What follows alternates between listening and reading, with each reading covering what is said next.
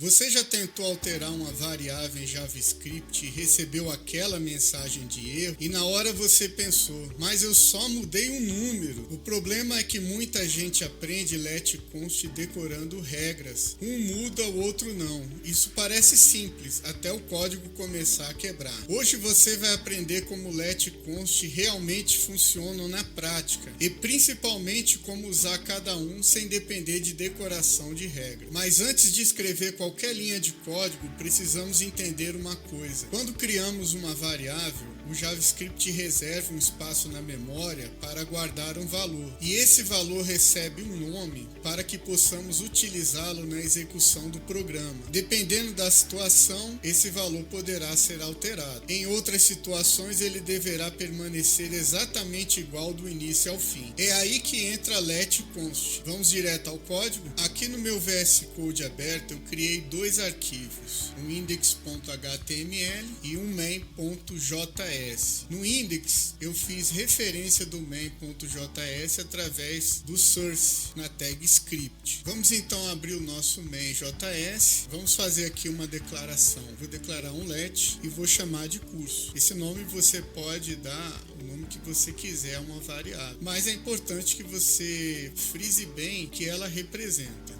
E aqui em curso eu vou escrever, entre aspas, JavaScript. Vamos colocar aqui o nosso console.log e vamos passar aqui o nosso curso para dentro da nossa função console.log. Eu vou atualizar o navegador, tá lá, JavaScript. Até aqui tudo certo. Agora imagine que durante a execução do programa, esse valor precise mudar. Bom, então nós vamos fazer assim, eu vou escrever aqui a nossa variável curso e vou atribuir a ela um novo valor, vou chamar de JavaScript moderno e vou passar aqui novamente o nosso console.log. Vou atualizar o navegador, tá lá, JavaScript moderno. Veja que não existe problema algum. O let foi criado exatamente para isso, permitir que o valor seja alterado quando fizer sentido para o programa. Sempre que você sabe que uma informação pode ser alterada durante a execução, o let ele é a melhor escolha.